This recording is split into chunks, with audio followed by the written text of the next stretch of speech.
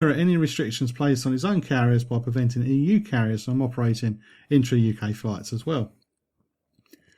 Ryanair has said that until the final outcome is known, we will continue to adapt to changing circumstances in the best interest of our customers, people and shareholders.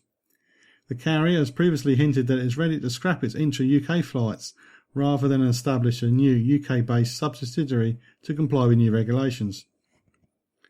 International airline groups, IAG, which is the parent company of British Airways, will not be affected by the restrictions as all BA flights currently leave from or arrive to the UK. But the company must still satisfy regulations for its majority EU-owned company after Brexit, despite having a large number of UK shareholders and being 20% owned by Qatar Airways. So the whole Brexit thing is going to get extremely messy by the sound of it, and it could reduce your cheap holidays. How do you feel the aviation should be handled by UK leaving the EU? Do you think things should stay the same? Do you think things should change because we're no longer part of it? Let me know your thoughts. Facebook.com/John Guinn Travel Show. Checking it out before you check in on the John Guinn Travel Show on ukhealthradio.com.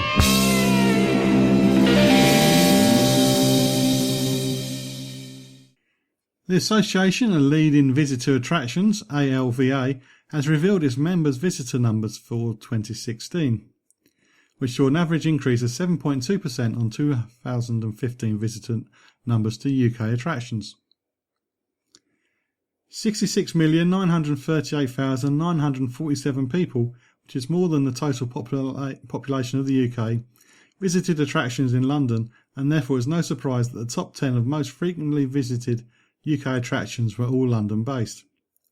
The British Museum continued to be the most popular visitor attraction overall for the 10th year running, with 6,420,395 visitors, and remaining in second place was the National Gallery with 6,262,839 visitors, which saw a 6% increase.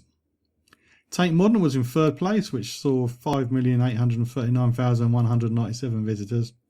Fourth was the National History Museum. The South Bank Centre was fifth, and this is caused mainly by the current closure for refurbishment of the Queen Elizabeth Hall, Purcell Room and Hayward Gallery, and these all reopened in 2018. The Royal Academy credited their 17% increase on several exhibitions, including Painting of the Modern Garden, Monet to Maltese in the spring, and the annual summer exhibition, which attracted over 220,000 visitors. This was the second highest total since 1955, and only the seventh time since World War I that they have surpassed 200,000 visitors. The Victoria and Albert Museum was in 8th place, receiving just over 3 million visitors. The most visited attraction outside of London was Chester Zoo, which saw a 12% increase and remained in 12th place, with nearly 1.9 million. In 15th place was the most visited attraction in Scotland, which was the National Museum of Scotland, which opened 10 new galleries in 2016, saw 1.8 million. This was closely followed by Edinburgh Castle in 16th with 1.778 million. Bernard Donoghue, the director of ALVA, commented that many of our members in Scotland, Wales and Northern Ireland and Cornwall had record years in 2016, although the first 9 months of 2016 were unquestionably hard for our members, particularly in London, for many reasons. However, by the end of the year, nearly all attractions were reporting growth from visitors from overseas and the rest of the UK. He went on to say that, like the 2015 figures, Scotland has continued to outperform the rest of the UK, with a substantial increase in their visitors' numbers. 2016 was a great year for Scottish tourism, providing that Scotland is reaping the benefits of significant capital investment in attractions and creative programming by its institutions. The Scottish Government Tourism Secretary Fiona Hislop, MSP, said, "As these figures illustrate, this has been a record year for Scotland's leading visitor attractions. A wide range of attractions and excellent heritage and museum collections continue to provide high quality and exciting experiences, both to people who live here and to our visitors. The success of our leading visitor attractions will continue to play a vital role in making Scotland a destination of first choice for visitors from the UK and across the world." I've mentioned on many times in the show that the hardest working tourist board seems to be the Visit Scotland one. I can get daily emails, sometimes 2 or 3 emails a day about different things that are going on in Scotland. Will you be visiting Scottish attractions this year? Will you be going to London? Or do you live and work in London and you're fed up with all the visitors? Let me know, facebook.com/John Guinn Travel Show.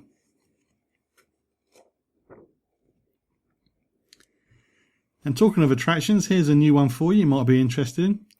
The Museum of Ice Cream is going to be opening its doors on the West Coast this April, claiming sunny Los Angeles as its highly anticipated second location. Situated in the DTLA's burgeoning art district, Museum of Ice Cream will welcome visitors to enjoy an experimental ice cream journey. Museum of Ice Cream captivated a global audience with its unprecedented 2016 launch in New York City, selling out in 5 days and attracting a wait list of over 200,000. The new location in Los Angeles is 4 times larger than the one in New York City and showcases 20 reimagined installations.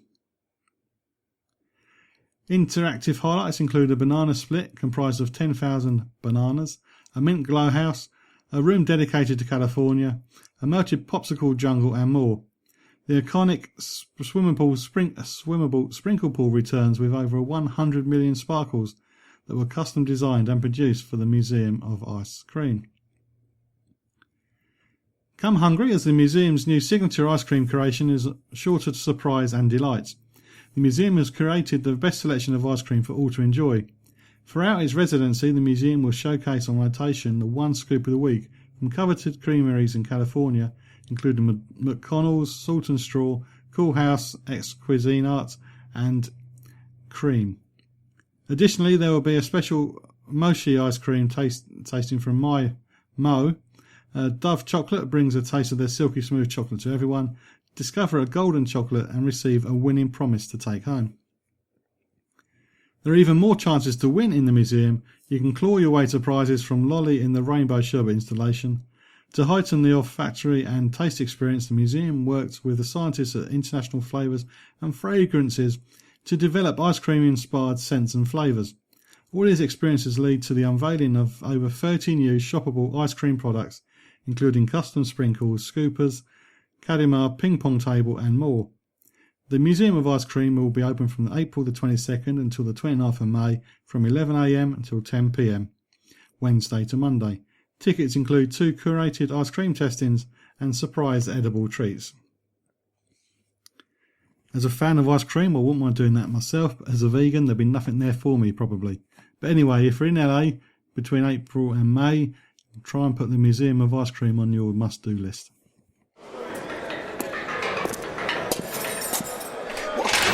Phone call. I want to call my family. Too late now. Please, please, please. Step through now, please. Oh, no. Too late now. Here's the goods. You take them in false bottom bag, you strap them to your body, it's up to you. Look, I've changed my mind. I want out. Too late now. So, you're offering me a free holiday? Yeah, I just have to bring back something for a friend of yours. that's right. You get some serious cash. Right. Well,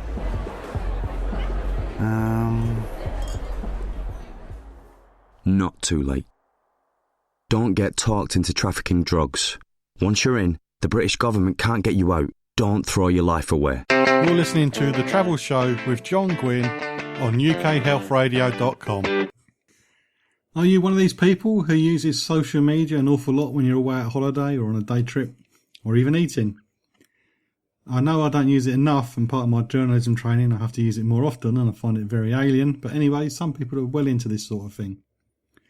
A location-based social platform for hotels and the tourism industry has revealed the most posted about features at hotels and has found that guests are most likely to talk about food and drink, the bar, view from hotel and the condition of the room itself. And here are the top subjects mentioned in the social media posts on Facebook, Twitter and Instagram from guests staying at close to 300 hotels in America, Australia and Asia, and followed by the number of times the feature was mentioned. Restaurant meals, 11,700 posts. Drinks, the bar, 6,400.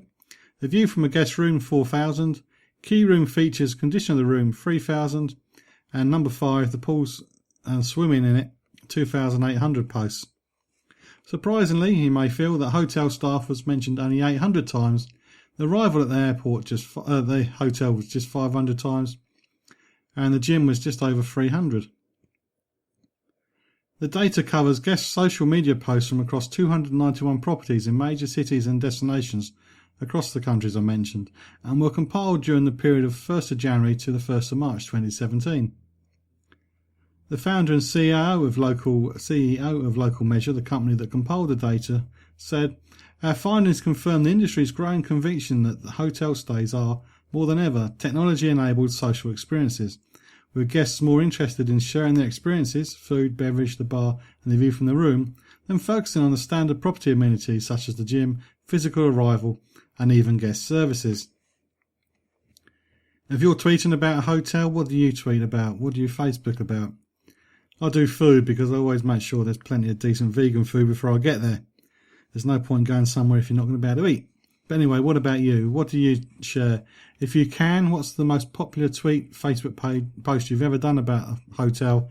And if you can link it to facebook.com/Guinn Travel Show, that'd be really handy and I can share it with everybody else.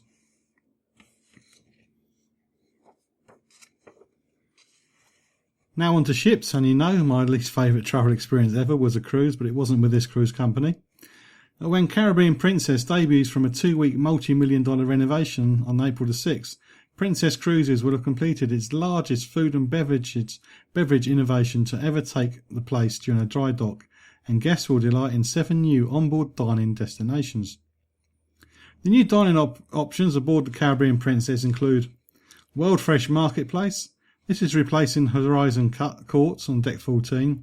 The World Fresh Marketplace unveils a completely new look and improved layout, featuring freshly made regional specialities and well-balanced food choices. Breakfast will include a 24-hour cereal stations, a designer pancake station with pancake of the day stacks, unique hot cereal offerings such as shrimp and grits and polenta porridge. Lunch serves up signature handcrafted sandwiches, regionally inspired dishes and soups, as well as carvery selections from specialty sausages, hams and roast meats. Dinner selections include breakfast at night with omelettes and chicken and waffles, family kitchen comfort foods and kid-friendly PB and J bar, which I guess is peanut butter and jelly, but don't quote me on that. Nighttime offerings will also include a live action station with stir-fry and customised pasta plus composed salad choices. There's going to be 2 casual specialty restaurants. Cafe Carib, Deck 14 aft, which transforms into 2 new casual evening specialty restaurants great for families with kids who want to enjoy a special meal in a nice yet laid-back settings. The options include Planks BBQ, serving up family-style planks of loaded ribs, beef, sausages and chicken plus all the fixings, fries, chilli, coleslaw, charred toast and dill pickles. Dinner is served by waitstaff for a cover charge of $12 per person. Complimentary buffet-style breakfast and lunch options include savoury, customisable breakfast bowls and signature soup, freshly tossed salads and fork and knife sandwiches. Also included in this speciality is Steamer Seafood, which offers East Coast style steamers with regional flair including black and blue mussels, scallops and sausage, classic clams, shrimp and sausage and broiled scallops. And there's also shrimp and crab stuffed flounder. No idea. Dinner is served by waitstaff for a cover charge again of $12 per person. The delectable lobster tail and king crab legs can be added for $10. I wouldn't be doing that. Complimentary buffet style breakfast and lunch options include specialty egg dishes and ramen bowls with regionally inspired broths. Moving on to top deck dining venues.